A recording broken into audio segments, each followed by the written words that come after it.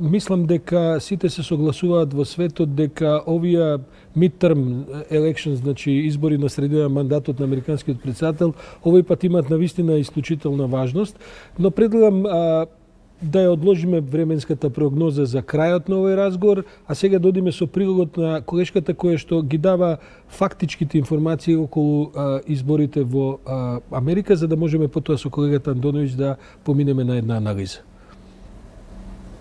Американците утре ќе излезат на избори за членови на представничкиот дом на Конгресот. Ке гласаат и за третина од сенаторите, 36 гувернери на сојузните држави и за представници во државните законодавни тела и локалната власт.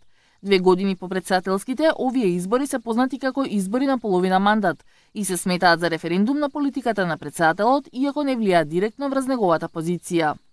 Заедно постигнавме огромен напредок, а што го почнуваме?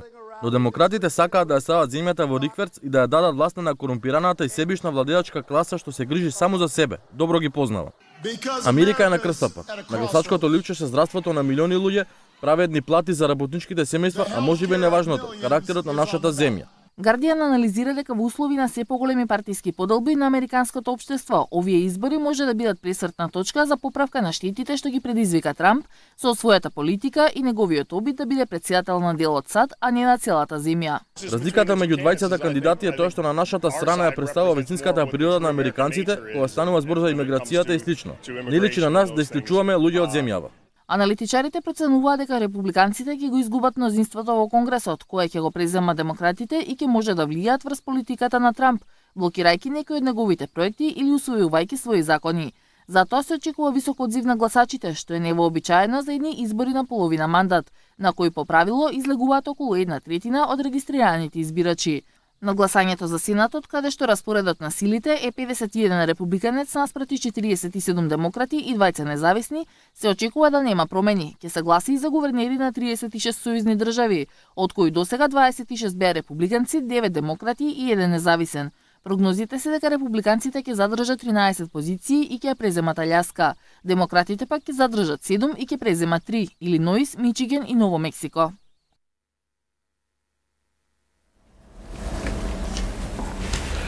Тоа е една фактичка анализа на она што се случува во Соединетите американски држави, на овие midterm elections, на овие среднорочни избори. Дејан, сепак, која е важноста на овие избори и за претседателот Трамп, и за самата Америка, бидејќи се чини дека тие ќе решат не само околу бројките на нови сенатори и гувернери во американските институции, туку ќе едно повисоко решение ќе донесат, бидејќи ова се третира како еден вид на референдум за досегашното двегодишно владење на Трамп. Секогаш овие избори се на пола мандат и се на некој начин, нели, индикатор дали добро си владел или не последните 2 години. Но Америка повеќе години, не кажам 10 или повеќе години, не била во ваква состојба каде што односите внатре политички се толку затегнати. Овие избори утре се за Трамп да се биде или не. Практично, што сакам да кажам со тоа? Сакам да кажам дека доколку на утрешните избори Трамп загуби мнозинство во представничкиот дом, Конгресот и во Сенатот, автоматски демократите ќе можат да индицираат многу побрзо некои истраги кои веќе одамна се отпочнати, како и руското мешање конечно во изборите пред 2 години кога победи Трамп, и практично можат да доведат дури до импичмент. Се гледа дека судирот е голем. На крајот се вклучи и бившиот претседател Обама да ја предводи демократската, да кажем, иницијатива. Се спомнува и Blue Wave, значи еден син бран кој што се очекува една необична голема излезност на овие избори. Обично нема излезност. Проценките се дека американците не биле толку заинтересирани на овие избори, као што се на претседателските. Повеќе значи излегуваат напред. Но сега проценките се дека ќе бидат над 50%, што на некој начин ќе биде и големата излезност не му одговара на Трамп. Не му одговара дефинитивно. Неговата општа поддршка во јавноста до сега едва и надминува 40%. Или е под, или е нешто ситно над. Проценките, никој од аналитичарите не се дрзнува да проценува како ќе заврши утрешниот исход од гласањето. Пак ќе повторам, утре изборите се да се биде или не за Трамп или за враќање на демократите. Токму затоа и поранешниот председател Обама се вклучи, тој ги рекламира и ги пропагира црноморестите кандидати за гувернер, за и латино кандидатите очекуваат голем одзив на жени, бидејќи тоа е едно од тука би сакал да кажам дека е опасна утре за Трамп.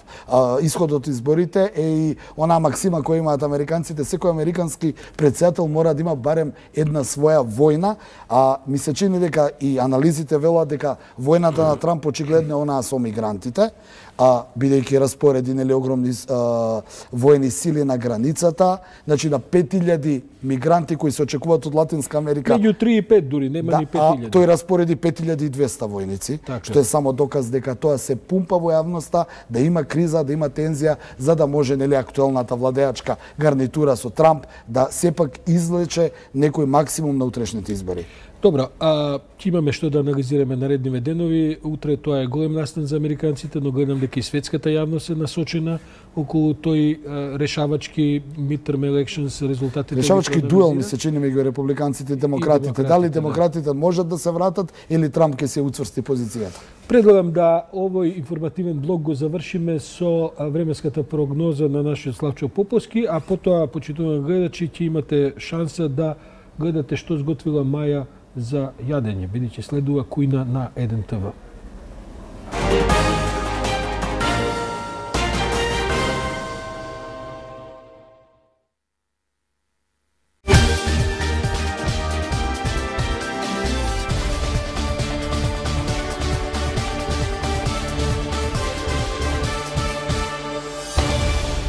Почитувани гледачи, добар ден.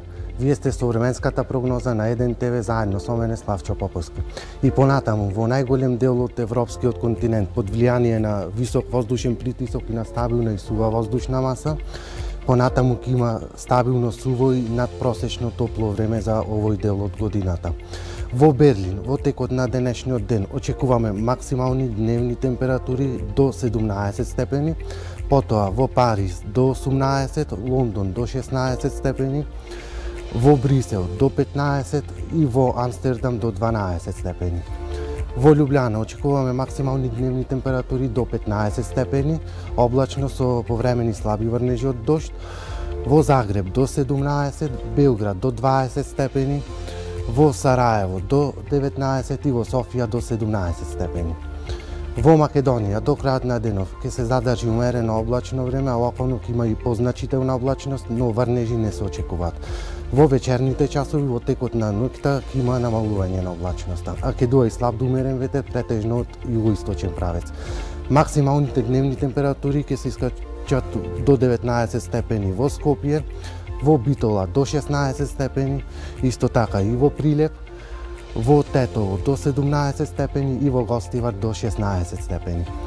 Најтопло ќе биде во Гевгелија, каде се очекуваат максимални дневни температури до 23 степени, во Штип до 20 степени, во Велес до 18, Струмица до 21 и во Струга до 16 степени. Потоа во следните денови, иако температурите ќе бележат тенденција на мало опаѓање, сепак и понатаму ќе бидат над просекот за овој дел од годината. Во вторник имаме претежно сончево време со минимални температури од -2 до 7, додека максималните дневни ќе се искачуваат од 16 до 23 степени.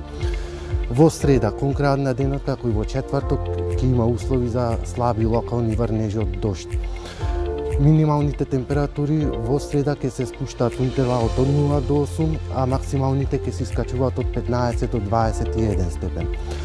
Во четврток, минималните ќе се спуштаат во интервалот од 1 до 10, додека максималните ќе бидат нешто пониски и ќе се искачуваат во интервалот од 14 до 20 степени.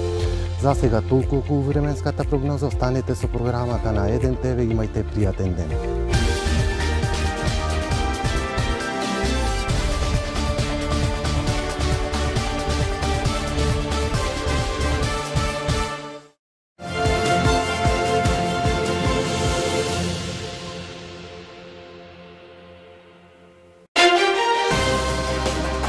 Имаат ли менталните болести право на јавност? Разговор во студио со професор доктор Димитар Боневски, представник на Сдружение на психијатри на Република Македонија, и доктор Тања Ристовска, представник на Сдружение за болни од шизофренија Серенита. Погледнете ја и репортажата за единицата ренџери на армијата на Република Македонија. Македонските ренџери и волци, едни од најподготвените елитни единици во светот.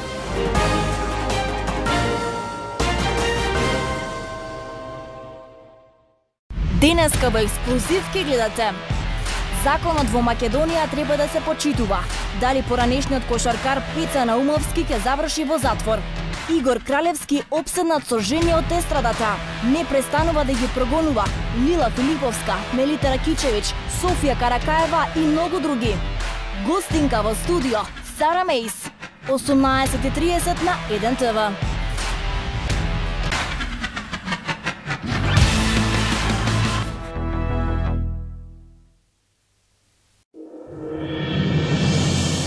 Внимание! Мода со Сергеј Варошлија. Внимавајте како се фотографирате и што облекувате. Гледајте не во новото издание на Студио 1 секој работен ден на тема мода со мене Сергеј Варошлија. Ке биде оштро. Хаштаг ке ми пукне душата. Бидете со нас.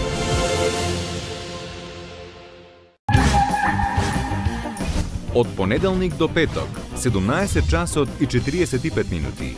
Гледајте го забавното шоу Возење со Вучиќ.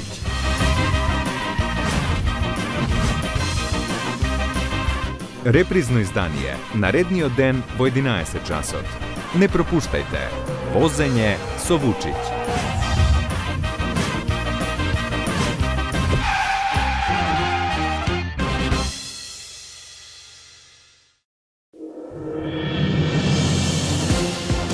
Во новата сезона на 1 ТВ ке гледате Вашите мислења и ставови на актуелни теми само во вашата 1 минута на 1 ТВ. Со мене, Јана Јосифовска, секој работен ден. Бидете со нас.